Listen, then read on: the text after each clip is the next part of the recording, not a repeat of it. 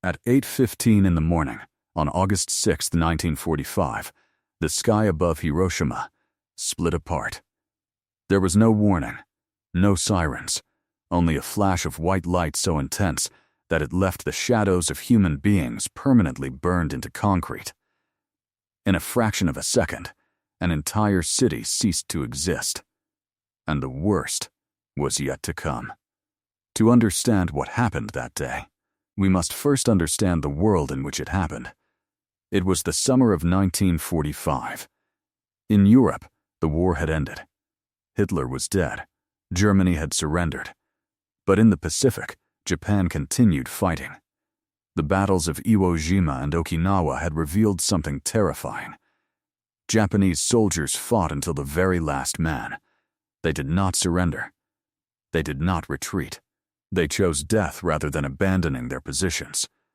American military planners calculated that a ground invasion of the Japanese homeland could cost between 250,000 and 1 million American lives, not counting the Japanese casualties, which were projected to reach into the millions. The war had to end. The question was how. The answer had been developing in secret for years, deep in the deserts of New Mexico. It was called the Manhattan Project. On July 16, 1945, in a test known as Trinity, scientists detonated the first nuclear device in human history.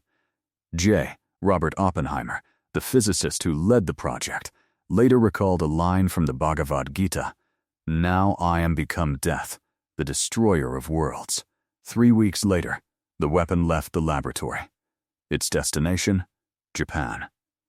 The B-29 bomber that would carry the first atomic bomb in history received a peculiar name. Colonel Paul Tibbets named it the Enola Gay after his mother. Inside its bomb bay was a single weapon. The engineers had nicknamed it Little Boy. It weighed 4 tons, measured 3 meters in length, and contained enough enriched uranium to erase an entire city from the map. At 2:45 in the morning on August 6, the Enola Gay took off from the island of Tinian. On board were 12 men. Most of them did not know exactly what was inside the aircraft's cargo bay. The primary target was Hiroshima, a city of 350,000 inhabitants, an industrial center, and the headquarters of the Japanese Second General Army. It was chosen partly because conventional bombers had not yet attacked it. The planners wanted to measure the full effect of the new weapon with precision. That morning, Hiroshima woke up like any other day. Students went to school. Workers opened their shops. Air raid sirens had sounded earlier, but the alert had passed. It was only a weather reconnaissance mission. Nobody looked toward the sky when the Enola Gay appeared at 9,500 meters above the city. Little Boy was released. It fell for 43 seconds. Then it detonated 600 meters above the ground, directly over the Ioi Bridge, in the heart of Hiroshima. At the epicenter, temperatures reached 6,000 degrees Celsius, 6 times hotter than the surface of the sun. The people closest to the explosion did not die. They simply ceased to exist. Their bodies were vaporized in a fraction of a second. The only trace left behind were their shadows, burned into asphalt and stone walls. The shockwave traveled outward at the speed of sound. It destroyed buildings kilometers away. Windows shattered as far as 16 kilometers from the center of the blast. Then came the fire. The resulting inferno covered 12 square kilometers. Hospitals were destroyed. Doctors were dead. The few people who survived the initial explosion and managed to move through the ruins discovered there was nowhere to go. No hospitals remained. No doctors were available. No place existed where they could find help. One survivor was 13 years old that day. Decades later, her testimony before the United Nations became part of the historical archives. She described seeing what looked like ghosts, not human beings. Silent lines of people barely able to walk, their arms extended in front of them so their burned skin would not touch their bodies. In the days and weeks that followed, those who survived the explosion began dying from something else. a disease nobody understood. Fever, hair loss, internal bleeding. It was radiation. The world still had no name for what was happening to them. But the world still did not know that this would happen twice. When the news reached Washington, President Harry Truman announced to the world what had happened. He described Hiroshima as a military base and warned Japan that more attacks could follow if it refused to surrender. In Tokyo, the Japanese cabinet met in an emergency session. The military leaders argued that perhaps this had only been an experimental weapon, that Japan could still continue fighting. That surrender was unthinkable. What they did not know was that a second atomic bomb was already ready, and the days were running out. On August 9, 1945, 3 days after Hiroshima, another B-29 bomber took off, carrying a second atomic weapon. This one was called Fat Man. It was more powerful than the first. The original target was the city of Kokura. But that morning, Kokura was covered by clouds.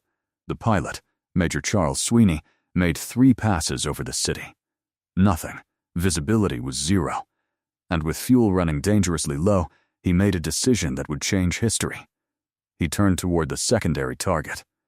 Nagasaki, a port city of 250,000 inhabitants, surrounded by hills and valleys. A landscape that, without anyone knowing it yet, would partially limit the effects of the explosion. The hills surrounding the city would act as natural barriers. At 11:02 in the morning, Fat Man detonated 500 meters above the Urakami Valley. The explosion was technically more powerful than the one at Hiroshima, but the terrain contained part of the destruction, if that word can even be used. The devastation was concentrated mainly in the valleys closest to the epicenter. Even so, within seconds, 40,000 people were dead, and tens of thousands more would die in the days, months, and years that followed. Among the victims was something many people did not know. Nagasaki was home to Japan's largest Christian community. The Urakami Cathedral, built over decades by a community that had survived centuries of persecution, was reduced to rubble. A priest who survived later wrote about the worshippers who had attended morning mass that day. Their remains were found among the ruins of the altar. That same night, the Soviet Union declared war on Japan and launched a massive invasion of Manchuria. Within hours, the Kwantung Army, the pride of the Japanese Empire, began to collapse. Emperor Hirohito called an emergency meeting inside an underground bunker beneath the imperial palace. The military leaders continued insisting, fight until the end. Die with honor. Hirohito listened in silence. And then he spoke. The Son of Heaven himself was taking a side in the War Council. The moment was unbearable, but he said, "I must consider what is unbearable and endure it," and he made an extraordinary decision. On August 15, for the first time in history, the voice of the Japanese emperor was broadcast over the radio. Millions of Japanese people listened in silence. Many had never heard his voice before. Hirohito did not use the word surrender. Instead, he spoke of accepting the Allies' terms and enduring the unbearable. The war was over.